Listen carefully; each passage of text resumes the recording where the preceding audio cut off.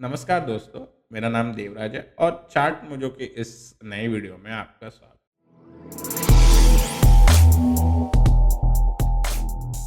तो हमने पहले ये देखा इससे पहले वाले वीडियो में कि ऑप्शन बाइंग करके एक बायर्स का एक पर्सपेक्टिव क्या होता है, कौन सी स्ट्रैटेजी कौन से मार्केट स्ट्रक्चर के हमने बात की कि which strategy might work in the market, different market structure. दो स्ट्रैटेजी की बात की थी हमने। उसके अंदर हमने ये भी देखा कि प्रोबेबिलिटी किधर ज़्यादा है, इंडाइसिस में कि स्टॉक ऑप्शन के अंदर है। और काफ़ी सारी चीज़ें हमने डिस्कवर की थी पहले वाले वीडियो में। अगर आपने नहीं देखा है तो आप देख सकते हैं इस वीडियो के अंदर। ओके, ऑल्सो जो चीज़ मैं बताऊंगा इस वीडियो के अंदर, और ये जो चीज़ है ज़रूरी नहीं है आपके ऑप्शन बाइंग से लिमिटेड है। ये चीज़ आप डेफिनेटली डायरेक्शन से लिमिटेड, डायरेक्शंस के रिगार्डिंग है, ठीक है। मार्केट में डायरेक्शनल अगर आपको ऑप्शन बाइंग करनी है, आपको डेल्टा गेन करना है, तो यार आपको या तो लॉन्ग या तो ऊपर जाएगा आपका अंडरलाइन या नीचे जाएगा, तो कॉल लोगे या पुट लोगे। तो उसके लिए आपको डायरेक्शन पे बेट करना पड़ेगा, और वो चीज़ आप ज़रूरी नहीं है ये वीडियो अगर आप सिर्फ ऑप्शन के एंगल से, आपको जनरली भी काम आएगा ये वीडियो। ओके, बट मैं थोड़ा ऑप्शन बाइंग के एंगल से इसको ज़्यादा फोकस करने वाला हूँ। ओके, सो आज का अब हमारा टॉपिक है things to know before jumping into the option buying. अगर आप कोई बंदा ऑप्शन बाइंग में जंप करना चाहता है तो उनको क्या क्या नॉलेज होनी चाहिए, प्री रिक्विजिट है, ये तो आपको आना चाहिए regarding the in the market. Let's begin this topic and the important areas to learn and use. सिर्फ लर्न ही नहीं करना, आपको उन चीज़ों को प्रैक्टिस भी करना है। First is technical analysis. अब टेक्निकल एनालिसिस खुद ही इतना वास्ट है कि even I have also not used every tool. मेरे को भी नई नई चीज़ें पता चलती रहती हैं। Okay, and I am always eager to learn many new techniques in the technical analysis. यार टेक्निकल एनालिसिस काफ़ी वास्ट सब्जेक्ट है, बट आपको एक अच्छे लेवल का एक एक साउंड लेवल। अब देखो टेक्निकल एनालिसिस लोगों को इजी लगता है, ठीक है, एट द बेस, और एक्चुअली इजी है जब आप खुद एक्सपीरियंस और परफॉर्म करोगे। लेकिन बात है ये है कि आप कोई पैटर्न कर रहे हो और वो पैटर्न के रूल्स नहीं फॉलो कर रहे, फिर आप बोलोगे ये सर ये पैटर्न वर्क नहीं करता। तो देखो हर एक जो चीज़ है टेक्निकल एनालिसिस के अंदर उसके प्रॉपर रीजनिंग भी दी गई है। ओके, रीजनिंग के साथ साथ उसके एक रूल्स होते हैं सेट करने के। जस्ट ऐसे नहीं कि आपने एक बार बुक पढ़ी कोई भी और फिर आपको लगा यार मेरे को भी आ गया टेक्निकल, ऐसा नहीं होता। उसको प्रैक्टिस करना पड़ता है, उसका इंट्रिकेसीज समझनी पड़ती है आपको, तभी जाके आपको वो चीज़ काम आएगा, मतलब वो चीज़ एक्चुअली आपको हेल्प करेगा। ओके, सो टेक्निकल एनालिसिस एक तो आपको इज अ बिग नेसेसरी, क्योंकि देखो इन द एंड हर एक टेक्निकल एनालिसिस का क्या गोल होता है, उसका यही गोल है कि टू फाइंड द ट्रेंड, उसको एक अच्छा ट्रेंड पकड़ में आए और उसको जल्दी से जल्दी वो ट्रेंड पकड़ में आए, और वो चाहता है कि वो ट्रेंड अच्छे से राइट करे, ठीक है। अब चाहिए 1 मिनट के चार्ट में करे, वो 5 मिनट के करे, 15 30 आर्ली डेली वीकली मंथली, जिस टाइम फ्रेम में भी करे, वो बंदा वो चाहता है कि वो एक ट्रेंड राइट करे या मोमेंटम राइट करे बेसिकली। तो ये चीज़ होनी चाहिए। Second, global market and its importance. तो आपको ग्लोबल मार्केट के बारे में भी पता होना चाहिए, ठीक है। आपको ये समझना चाहिए, आपको एक होलिस्टिक पिक्चर देनी चाहिए फाइनेंशियल मार्केट्स को, ठीक है। Right now American markets having the power to control the world markets, ठीक है। अमेरिकन मार्केट्स में कुछ भी हो जाए, डाउ इंडेक्सेस जो आप देखते हो, डाउ के अंदर कुछ भी हो जाए, आपको पूरे वर्ल्ड में उसका इफेक्ट देखने मिलता है। ओके, और ऐसा क्यों है, उसका कारण भी है। अमेरिका के अंदर अगर आप देखो सारी top 100 companies are the multinational companies, not having base in 1 or 2 country, they are having base in almost half of the countries in the world, ठीक है। हर जगह उनके ब्रांचेस हैं, फैक्ट्रीज हैं। ओके, सो उस वजह से उनकी जो इकोनॉमी है, ओके, वो काफ़ी वाइड स्प्रेड है। तो वहाँ पे सेकंड चीज़ और एक आ जाती है कि उनकी कंज्यूमर की जो परचेसिंग पावर है वो भी काफ़ी ज़्यादा है, और काफ़ी सारे कारण हैं बाकी, और नंबर उनकी सबसे ज़्यादा स्टेबिलिटी भी है डेट की, ठीक है। तो उस वजह से सबसे सेफेस्ट है, तो उस वजह से वहाँ पे हमें देखने मिलता है कि उनके मार्केट काफ़ी इम्पोर्टेंट है, ठीक है। और उनके मार्केट होने इम्पोर्टेंट होने के बाद हम देखते हैं उसके अलावा आपके यूरोपियन मार्केट हो जाते हैं, उसके अलावा जापान के मार्केट हो गए आपके, चाइना में हांगकांग साइड के मार्केट है, ठीक है। So certain markets are there which are important, ठीक है। डेवलपिंग में अपने ताइवान के मार्केट आ रहे हैं इम्पोर्टेंट, तो कई सारे ऐसे मार्केट है जो इम्पोर्टेंट है। Even Brazil, Brazil is also performing well. तो अगर आप देखो तो ये एक होलिस्टिक पिक्चर देखनी पड़ती है ग्लोबल मार्केट के लेवल पे। अब आप बोलोगे सर ये ग्लोबल मार्केट क्या है यार, हम क्या करें, हम तो यार टेक्निकल एनालिसिस लगा लेंगे, डिमांड सप्लाई।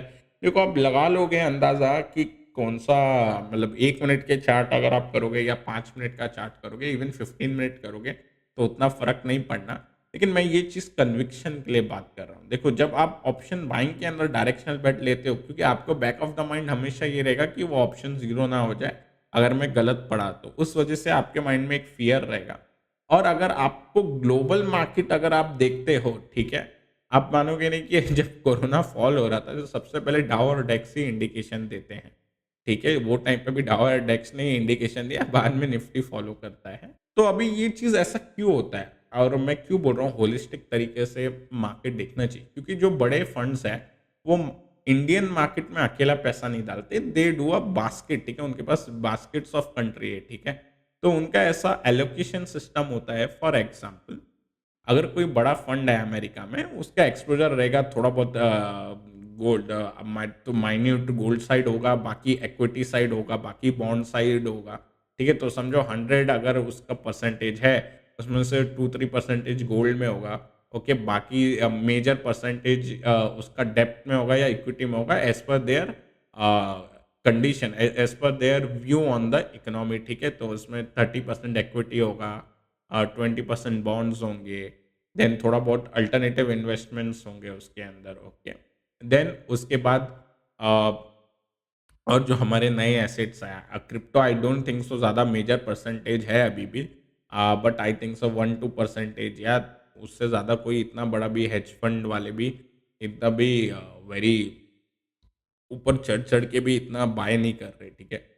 तो आई डोंट थिंक सो उससे ज़्यादा एक्सपोजर है। तो मेन थिंग क्या है, जो भी जो आपका फंड जो मैनेज करते हैं एकदम बड़े स्केल पे, वो क्या करते हैं, वो पूरे वर्ल्ड के मार्केट को देखते हैं। उसके बाद वो देखते हैं कि हमको बेस्ट अपॉर्चुनिटी किधर मिलेगी विद द सेफ्टी ऑल्सो। मतलब ऐसा नहीं कि यार गवर्नमेंट की स्टेबिलिटी नहीं है, करेंसी उनकी ज़्यादा फ्लक्चुएटिंग है, तो इस वजह से वो लोग एक सर्टेन मार्केट देखते हैं। और इंडिया मार्केट काफ़ी फेवरेबल है उनके लिए। इंडिया ही नहीं बल्कि हमारे एशियन कंट्री के जितने मार्केट हैं वो भी काफ़ी फेवरेबल है, ठीक है। सो अब देखो जो भी मार्केट के अंदर फॉरेन लेड जो ये जो करते हैं बाइंग या सेलिंग, वो हमें ओवरऑल इनके एक्शंस दिखाई देते हैं अदर मार्केट्स पे भी। ऐसा क्यों? क्योंकि देखो जब बाइंग होती है या सेलिंग होती है तो इनका पोर्टफोलियो में एलोकेशन होता है, इनका कंट्री वाइज एलोकेशन होता है, जिस चीज़ का फायदा हमको मिलता है, ठीक है। India as a developing nation, ठीक है। तो यहाँ पे ग्रोथ है, जो आपकी ग्रोथ है इन्फ्लेशन एडजस्टेड अराउंड इस ईयर 10%, 9 पॉइंट समथिंग की अराउंड आ रही है एक्सपेक्टेशन। सो उस वजह से काफ़ी लोग इधर आते हैं पैसा इन्वेस्ट करने के लिए, बिकॉज उनकी कंट्री की ग्रोथ 2%, 3% है, उस वजह से यहाँ पे काफ़ी इन्फ्लो आता है। और ये इन्फ्लो आता है इन अ फॉर्म ऑफ वेटेज, कि यार इंडिया को कितना वेटेज देना है अगेंस्ट ब्राज़ील, अगेंस्ट ताइवान, और उस हिसाब से लोग यहाँ पे फंड इन्फ्लो करते हैं। अब ये चीज़ जान के आपको क्या होगा, देखो ग्लोबल मार्केट्स एंड इम्पैक्ट, मैं ये सिर्फ बता रहा हूँ कि फंड आते कैसे, इनफ्लो और आउटफ्लो कैसे होते हैं, इस प्रपोर्शंस में होते हैं इनफ्लो आउटफ्लो। अब जो ग्लोबल मार्केट्स एंड इस इम्पैक्ट है, देखो अब क्या है, लोगों को लगता है कि यार सिर्फ इंडिया का ही इवेंट अपने मार्केट को चेंज कर सकता है, नहीं।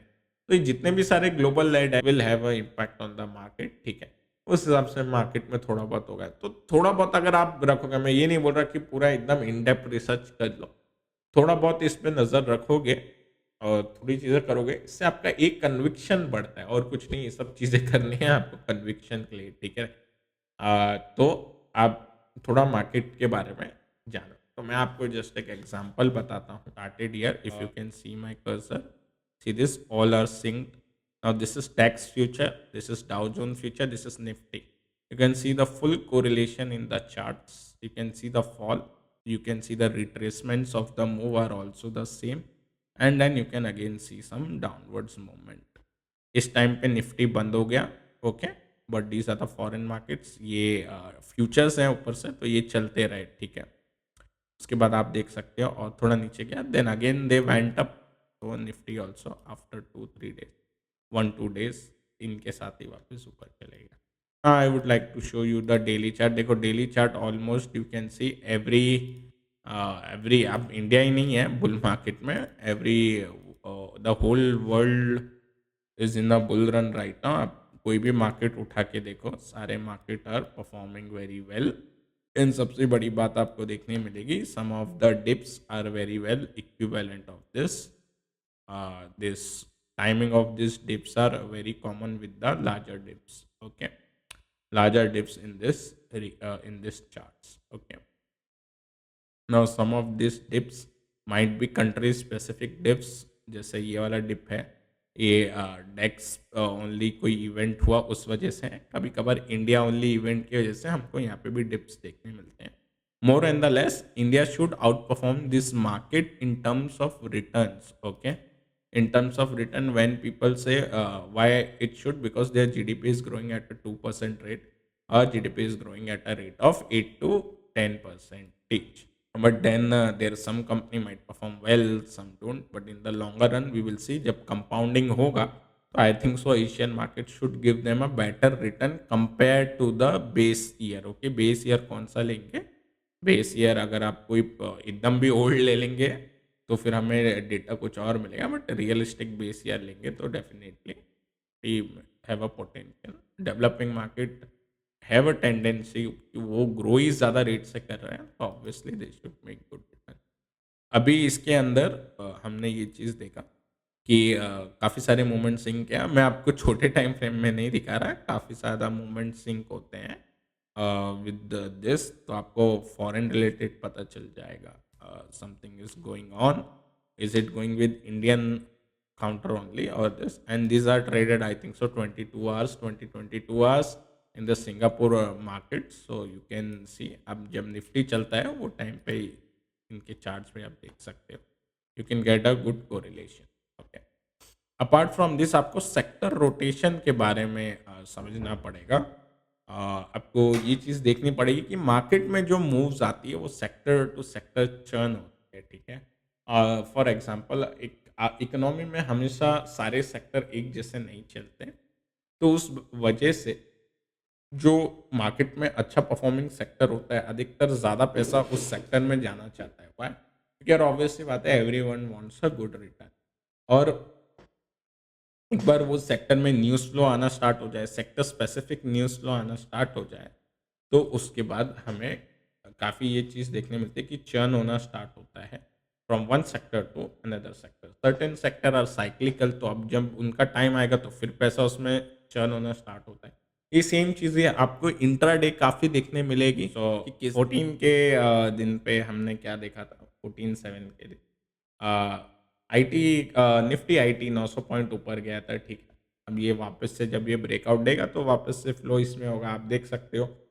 फार्मा में भी टाइम टू टाइम फ्लो होता है। निफ्टी ऑटो अभी परफॉर्म नहीं कर रहा, क्यों परफॉर्म नहीं कर रहा? क्योंकि डेटाज उनके पैंडेमिक का जब सेकेंड वेव आया, उनके अपने XYZ रीज़न जो भी हो, बट अगेन हमको इनके मूव्स पे ध्यान देना होता है कि ये सेक्टर टू सेक्टर चर्न होता है पैसा, उस हिसाब से अपने को इसमें मॉनिटर रखना चाहिए, जिससे कि क्या होता है आपका थोड़ा कन्विक्शन। देखो ये सारी चीज़ें मैं वापस से रिपीट कर रहा हूँ, हम कन्विक्शन के लिए करते हैं, क्योंकि एक बार कन्विक्शन बैठेगा तभी आप उसको ट्रेड को ऑर्डर डालोगे।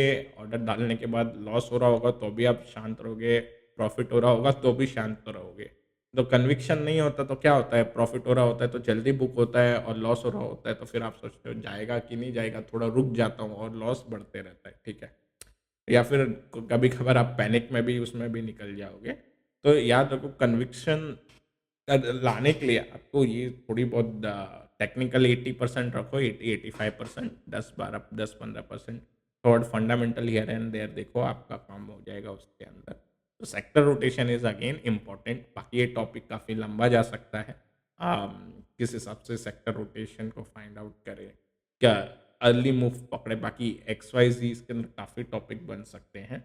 बट अब जब आप ये तीनों चीज़ पे फोकस करोगे, लर्न करोगे और यूज़ करोगे, तो आपको काफ़ी एक स्लाइट, देखो ये सारी चीज़ों से बहुत लिटिल लिटिल एज मिलता है, बहुत स्लाइट आपको एक एडवांटेज मिलता है, बट वो जो जो स्लाइट एडवांटेज होता है वही अपने को काम आ जाता है, और वो उससे कन्विक्शन, देखो इन द एंड कन्विक्शन बना रहेगा ऑन अ पर्टिकुलर मूव। अब देखो मैंने ब्रॉड कैटेगरी फॉर स्पेकुलेशन आपके लिए डिफाइन करके रखा हुआ है यहाँ पे। जब भी आप स्टॉक मार्केट देखो देखो जो मूव आती है वो इन 5 कारणों में से एक कारण की वजह से होती है, वो है प्री या पोस्ट रिजल्ट्स। अब देखो आज आए थे माइंट्री के रिजल्ट्स। माइंट्री के रिजल्ट्स वर वेरी गुड। उनका order book above 500 million dollars के ऊपर गया है। ओके, उस वजह से क्या हुआ है, बाकी लोग, देखो ये होता है स्पेकुलेशन। ओके, और ये लीगल प्योर स्पेकुलेशन, मतलब ऐसा नहीं किसी को पता है। अब इसमें लोग रॉन्ग भी निकलते हैं, अपना एसएल हिट करके निकल जाते हैं, राइट होते हैं तो they will book their profits. Okay, अब देखो आफ्टर माइंट्री के रिजल्ट्स आए, आज देख सकते हो विप्रो किस तरीके से प्री रिजल्ट्स रैली देती ऑलरेडी विप्रो ने। वाई? क्योंकि उसके अंदर लोग फैक्टर इन कर रहे हैं अच्छा results. Okay, smart player they are buying that IT stock, और उस वजह से उसमें मूव आई। और यही चीज़ पे अपने को ध्यान देना है, जैसे मैंने आपको पिछले time in the last video मैंने आपको बताया था, ऑप्शन के अंदर जो इक्विटी है उसके अंदर देखो जहां ज्यादा मूव आती है, तो उनमें से ये 5 कारण है। ये 5 कारण में अगर आप देखोगे तो इन 5 कारण के अंदर आपको प्रोबेबिलिटी मिलेगी कि आप उन जो लेटर बार्स थे, ठीक है, आपको वो एक प्रोबेबिलिटी मिलेगी कि जो अब बड़े मूव्स के जो हमने देखे थे एक्सेल चार्ट के अंदर बार्स, कि वहां पे आप कुछ उसमें टैप इन कर पाए। Okay, I am not telling there is any certainty, but again this are all the probabilities, और ये सारे हाई प्रोबेबल डेज होते हैं। प्री रिजल्ट्स, रिजल्ट से पहले दिन, दो दिन आइडियली, रिजल्ट से 2 या 3 दिन पहले एक एक एक अच्छा मौका मिलता है उधर। पोस्ट रिजल्ट्स, अगर प्री रिजल्ट रैली हुई है या प्री रिजल्ट रैली नहीं हुई है, बट एक रिजल्ट्स एकदम ही ज़्यादा अच्छे आ गए और एकदम ही ज़्यादा खराब आ गए, which were not expected by the market, उसके बाद भी अपने को एक काफ़ी अच्छा स्पेकुलेशन देखने मिलता है। उसके बाद सेक्टर स्पेसिफिक न्यूज़ फ्लो, अब ये चीज़ पे ध्यान देना चाहिए। कोई न्यूज़ फ्लो होते हैं जो सिर्फ कंपनी स्पेसिफिक होते हैं, जो मेरा अगला पॉइंट है। यहाँ पे सेक्टर स्पेसिफिक न्यूज़ फ्लो होते हैं। For example right now production link incentives पे काफ़ी ज़्यादा बातचीत हुई है, ठीक है। प्रोडक्शन लिंक इंसेंटिव्स के कारण कई सारे सेक्टर को मिला था बीच में, आई नो पिछले साल, हाँ आई थिंक सो पिछले साल काफ़ी सारी न्यूज़ आई थी कई सेक्टरों को लेके। उसमें से एक डिफेंस था, तो डिफेंस वाले अच्छे चल गए। उसके बाद न्यूज़ आई सम स्कीम ऑफ केमिकल में सम इंसेंटिव्स आया, इंपोर्ट आया। देन इन कंज्यूमर गुड्स के अंदर पीएलआई स्कीम्स आया। तो उस सबसे सेक्टर बाय सेक्टर उसमें स्कीम्स आती गई। देन इलेक्ट्रिफिकेशन के अंदर एडिशनल लोन्स का आया, तो आरईसीपीएफसी को एडेड एडवांटेज मिला। ओके, सो ऐसी सारी चीज़ें आप देख सकते हो। सेक्टर को स्पेसिफिक रिलेटेड, एक sector specific related news flow आती है। नाउ हम सब स्टील को ट्रैक करते हैं, तो आप ध्यान रखो स्टील को जब भी आप ट्रैक करते हो तो उसमें से China is the largest domestic, this largest, वो एक्सपोर्टर था पहले, अभी उसने इम्पोर्ट्स किया है। तो उसके प्राइसिंग पे ध्यान देना पड़ता है। तो चाइना का जो भी प्राइसिंग होता है वो काफ़ी इम्पैक्ट करता है मेटल इंडस्ट्री पे।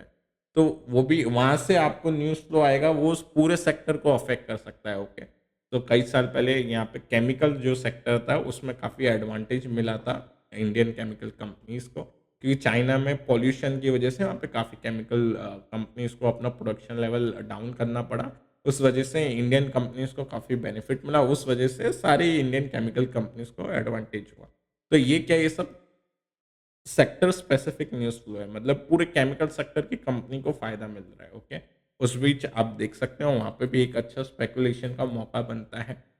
कंपनी स्पेसिफिक न्यूज़ फ्लो, ये कंपनी ए कंपनी बी कंपनी के साथ मर्ज कर रही है या डीमर्ज हो रही है। अब जैसे एनएमडीसी के ऊपर एक आईपीओ आने वाला है, ठीक है, एनएमडीसी में से एक डीमर्जर होने वाला है उसकी स्टील कंपनी का, वो एक कंपनी स्पेसिफिक न्यूज़ फ्लो है। कोई एक कंपनी किसी कंपनी में स्टेक बाय कर रही है, भारतीय एयरटेल सैटेलाइट कोई कंपनी है उसके अंदर स्टेक बढ़ा रही है, ये सारी कंपनी स्पेसिफिक न्यूज़ फ्लो है। कभी कभार कोई कंपनी नया प्लान डाल रही है, उसके ऊपर एक नोटिफिकेशन आएगा, ठीक है। कंपनी कभी फंड रेस कर रही है, कंपनी कभी पार्टनरशिप ढूंढ रही है, कंपनी फॉरेन मार्केट्स में जा रही है, कंपनी में मैनेजमेंट चेंज हो रहा है। ओके, गोदरेज के अंदर आप देख सकते हैं मैनेजमेंट चेंज हुआ और कंपनी रॉकेट हो गई, ठीक है, गोदरेज सीपी। ऐसे कई सारी चीज़ें हैं जो कंपनी स्पेसिफिक न्यूज़ फ्लो बनाती है। उसमें क्या देखने मिलता है, वो जो कंपनी जिस सेक्टर में बाकी स्टॉक तो नॉर्मल बिहेव करेंगे, बट वो जो कंपनी जिसमें न्यूज़ फ्लो है, वो एक अच्छी रैली देती है।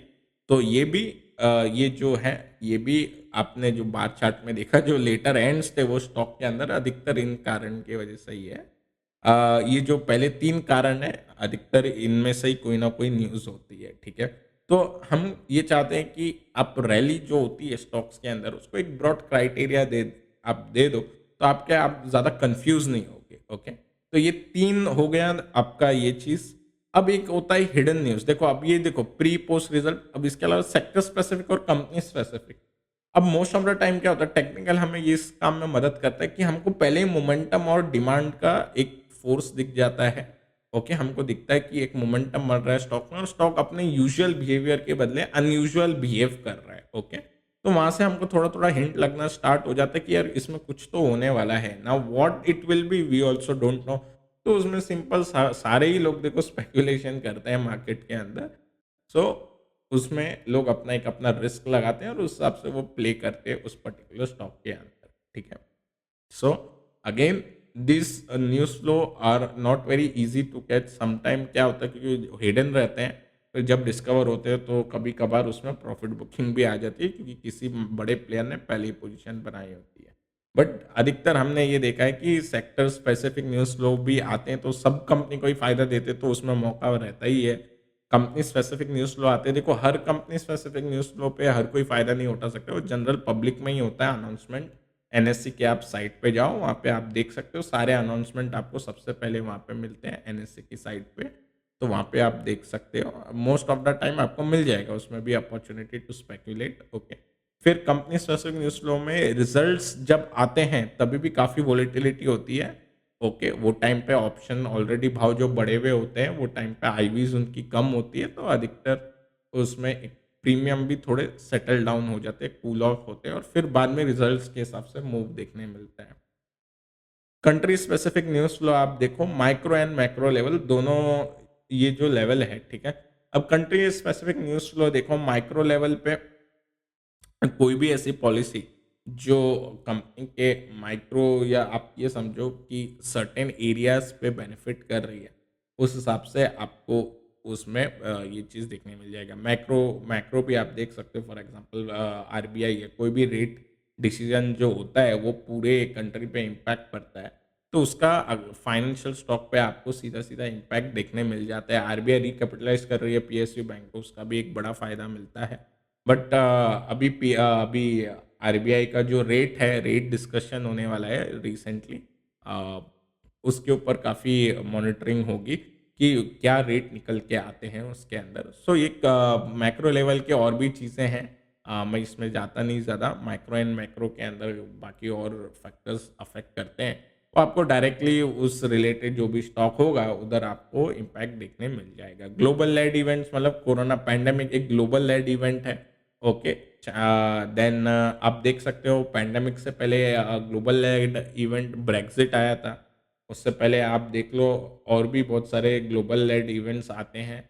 कभी चाइना की डिवैल्यूएशन आया है बहुत पहले, देन फाइनेंशियल क्राइसिस आया है, देन टेपर टेंट्रम 2013 के अराउंड हुआ था, जो अभी वापस बात हो रही है। तो यार ऐसे ग्लोबल इवेंट आते रहते हैं, तो आपको ध्यान रखना चाहिए वो जो ग्लोबल इवेंट है वो पूरे मार्केट के सिस्टम पे आते हैं, ठीक है? वो एक पर्टिकुलर काउंटर पे नहीं आते, वो पूरे मार्केट पे आते हैं। मार्केट 10-12% 15% करेक्ट यूजुअली हो जाते हैं वैसे इवेंट्स के अंदर। ओके, तो कंट्री स्पेसिफिक न्यूज़ फ्लो होती है और इसमें कंट्री स्पेसिफिक में वॉर हो गया दो कंट्री के बीच में या एक्स वाई सी, ठीक है? वो सारी चीज़ें भी शामिल है। तो ये जो 5 ब्रॉडर कैटेगरी है, एक बार इसके बारे में मैं ये नहीं बोल रहा कि प्योरली आप इन पे स्पेकुलेट करें।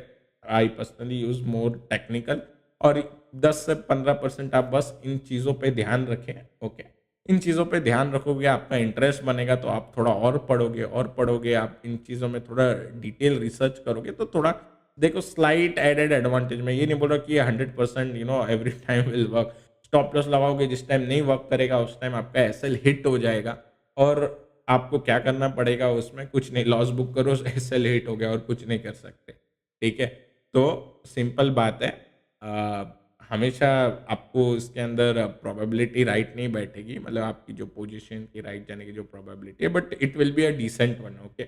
और स्लाइट एज कर करके आपको एक, क्योंकि देखो ये सब क्यों कर रहे हैं हम, ये सब एक तो डायरेक्शनल ट्रेड ले रहे हो, ऊपर से आपको कन्विक्शन चाहिए उसके अंदर to stay put in that trade. और इन इंट्राडे ऑल्सो, इंट्राडे में भी स्विंग मार रहे हो, 10 बजे ट्रेड लिया है, वो आप में इतना कन्विक्शन होना चाहिए कि 1 1:30 बजे तक पूरा स्विंग राइड मारो उसका, ठीक है।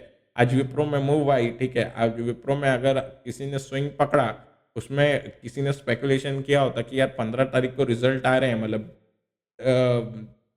टुडे टुडे वाज 14, तो अभी 15 तारीख है, 15 तारीख को रिजल्ट आ रहे हैं विप्रो में, तो इसका मतलब उसके अंदर स्पेकुलेशन हो सकती है उससे पहले इन्फोसिस के आ रहे हैं। तो वो चीज़ की वजह से उसके ना प्री रिजल्ट हमें देखने मिला। सेम चीज़ अगर आपको देखना है कंपनी स्पेसिफिक, जैसे एक मैं एग्जांपल देता हूँ मेटल कंपनी का, ठीक है। अगर आपको मेटल देखना है तो आप देख सकते हो, मैं एक छोटा एग्जांपल देता हूँ मेटल के अंदर।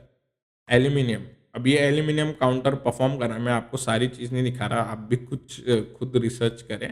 अब मैं जस्ट आपको एक दो मेटल डाल के दिखा रहा हूँ। अभी हम एल्यूमीनियम डालते हैं इसके अंदर, ठीक है। This is the code for aluminium future, you can see this is the counter, और इसके सामने अगर हम बाकी ये डालें, इसने बाकी काउंटर को आउट परफॉर्म किया है। And the simple thing, NALCO जो है वो क्या करता है एल्यूमिनियम सेगमेंट में, उसका मेजर इनकम एल्यूमिनियम ही है ना, क्योंकि एल्यूमिनियम ही माइन करता है। तो आपको दिख रहा था यहाँ पे रिजल्ट्स आने से पहले, this was the result, result day से पहले इसमें भी प्री रिजल्ट रैली हुई। और ये प्री रिजल्ट रैली का और एक रीज़न था, one of the reason was यहाँ पे अर्ली ब्रेकआउट आया था।